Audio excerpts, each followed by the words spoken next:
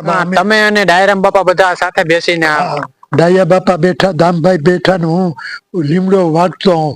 ધોકો ને ખાંડણી તમારે જોવી તો પડી જ છે અત્યારે મારી પાસે.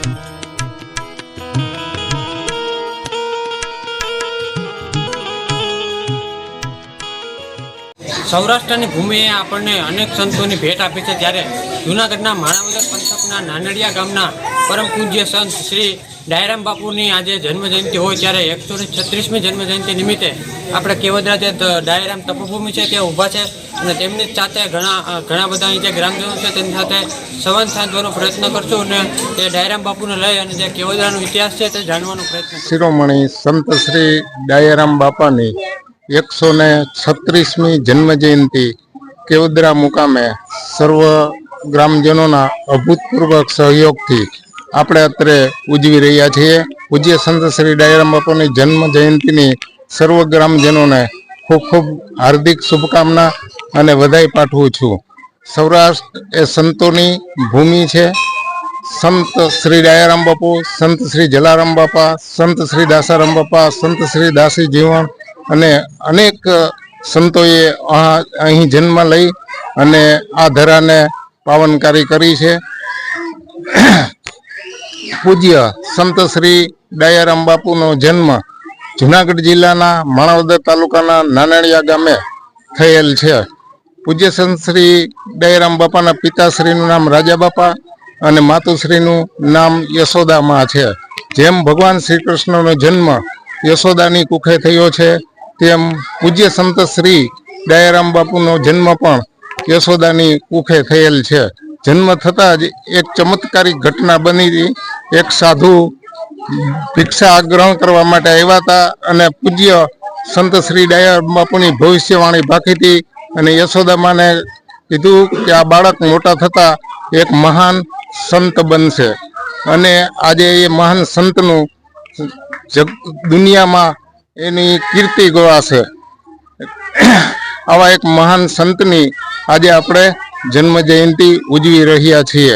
પૂજ્ય સંત શ્રી ડાયરામ બાપાના પિતાશ્રીનું નામ રાજા બાપા છે અને માતાનું નામ યશોદામાં છે.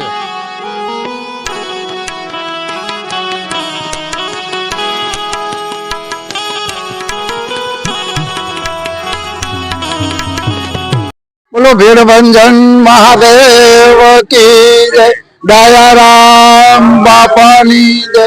આજે જેના વિશે મારે બે શબ્દો બોલવાના મળ્યા છે, હું મારા જીવનને સૌ પ્રથમ તો ધન્યતા અનુભવું છું કે આવા સંત વિશે મારે આજે બે શબ્દ બોલવાનો વારો આવ્યો.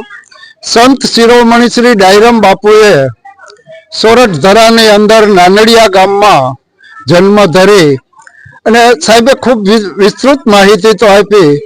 યુવાનીની અંદર પોતે ઘર સંસારનો ત્યાગ કરી ત્યાંથી પોતે સંતપણું ચાલુ કરી અને ચર ગામે આવ્યા. ત્યાં થોડો સમય રોકાણા. ત્યાંથી કેવદરા આવી, કેવદરાની પોતાની કર્મભૂમિ બનાવી. અહીંયા બાપાએ 11 વર્ષ સુધી તપ કરી અને પોતાની તમામ સિદ્ધિઓ અહીંયા કેવદરાની આ તપોભૂમિ ઉપર પ્રાપ્ત કરેલ છે. અહીંયા બાપાએ ઘણા પરચા પણ આપેલ છે. આ પરચા તો ક્યારેક આપણે ડાયરામના જીવન ચરિત્રને પુસ્તકો પણ આવે છે, વાંચીએ તો આપણને ખ્યાલ આવે. પણ અહીંયા આવીને બાપાના ઘણા પરચા છે. અહીંયા બાપાએ 11 વર્ષ તપ કરી અને ત્યાર પછી અંતમાં એની અહીંથી નજીક 2 કિલોમીટર દૂર સોંદરડા ગામે ત્યાં પોતાની મઢી બનાવી પોતાનું જીવનનો અસ્ત થાય ત્યાં સુધીનું જીવન પોતે ત્યાં વિતાવ્યું. ત્યાં બાપાનો એક છેલ્લો પરચો છે કે જે તે સમયે ડાયરામ બાપુએ રામદેવ પીર મહારાજનો મંડપ કરેલ છે આ મંડપ એને એમ કહેવાય છે કે એક દોરી ઉપર ઊભો કરેલ છે અને એક જ ત્રાસમાં પ્રસાદ બનાવી જે તે ભક્તોને બધાને પૂરો કર્યો. આ પ્રસંગ આજ પણ બધાને હોઠે છે ને આ બાપાનો મોટામાં મોટો પરચો છે. બોલો ડાયારામ બાપાની જય.